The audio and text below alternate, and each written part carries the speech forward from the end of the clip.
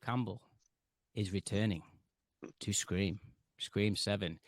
Right, mate, I'm going to let you lead with this one a little bit. What are your thoughts and opinions on Neve Campbell returning to the Scream franchise? There was a lot of hoo-ha all over this. Obviously, the lead of the last couple of films got fired for making comments about what's going on overseas, or to get into it here. I thought she was fired unfairly, to be honest, but in 2024, you're not allowed to be a celebrity and have a political take, I don't think so. Yeah, that's correct. But yeah, Paul, go for it, mate. What do you think about this one?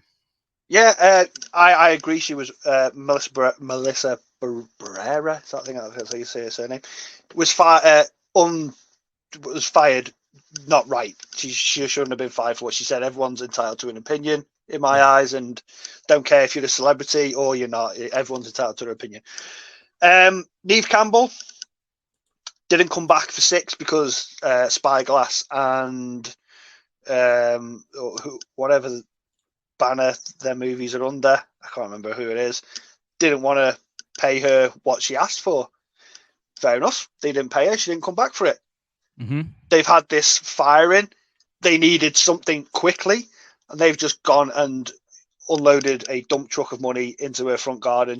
They've gone, please come back. I'm begging you. We need you to come back. And she's gone, you pay me the right money. There you go. I will work for what I feel I'm owed for, seeing I am the lead of this franchise. So yeah, I get it. It makes sense. It's one of them. It's at the end of the day, the company did something wrong, but it's still a business. So I don't look at Neve Campbell and think, oh, she shouldn't have took the money and gone. It's the end of the day, it's work, and she needs work. So they've paid her enough money for her to come back. So yeah, I'm excited for her to come back. Am I actually? Or am I just saying that? Because I feel like the franchise is sort of moving away from her.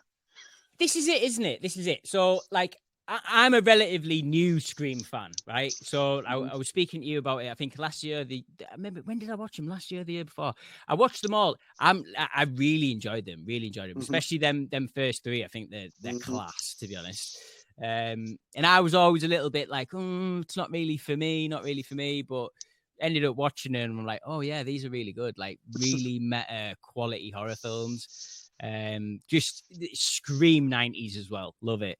But yeah, the last couple of films were obviously like taking it in a little bit of a I wouldn't say different. The last one definitely was set in New York. Yeah. You know, I felt like it was a bit more aggressive, that last one. I did 100%. Like the environment, but I think it was you that said this, Paul, that they didn't really utilize the environment that well. So setting it in New York, they didn't really, you know, it still felt quite small. Yeah, set in New York. When they said it was going to be New York, I was expecting to see like Statue of Liberty and Town Square. Not Town Square. What's it called? Madison Square Garden. Madison Square Garden. What's the bit with all the lights and is it? That is Times Square, isn't it? It's Times Square. I said Town Square. Times Square. I was expecting to see, you know, all the sort of, you know, what you'd go when you go to New York, what you'd see, but you don't. So yeah, I've seen people say they think they implemented it quite well, but it didn't really work for me. No. Do you think we'll be returning to like back to like the I don't know, man. That is going back again. They've done it like three times now. I don't know. With this news, with her coming back, I have no idea where this story's going, because they left this weird Scream 6 because it leaves on a bit of an ending where you can either look at it as a cliffhanger or sort of a closure. Yeah. It's sort of because the two sisters go off into the sunset. We've survived, but it also has that little cliffhanger of spoilers for Scream 6. Billy Loomis still being around, you know, ghost Billy Loomis. Yeah. So I don't know where they're going to go with this. I've got zero idea where it's going to go. That's just more.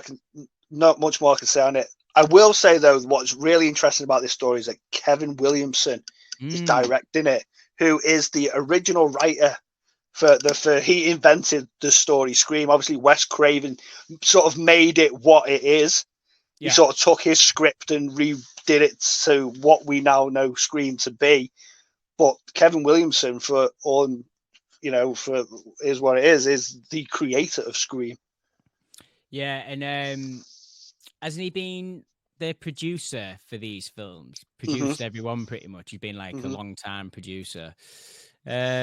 Yeah, I'm happy for Neve Campbell coming back. She deserves that money. It is her franchise. Why the hell wouldn't you pay her what she's worth? Yeah, she might not be doing loads of work elsewhere, but this is her gig.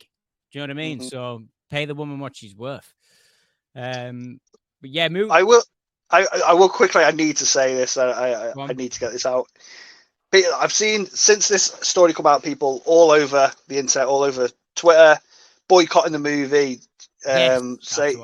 Major boycotting it. I'm not going to go watch it.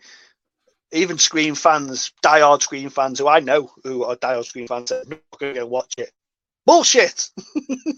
You'll be there day one. That's all I'm going to say.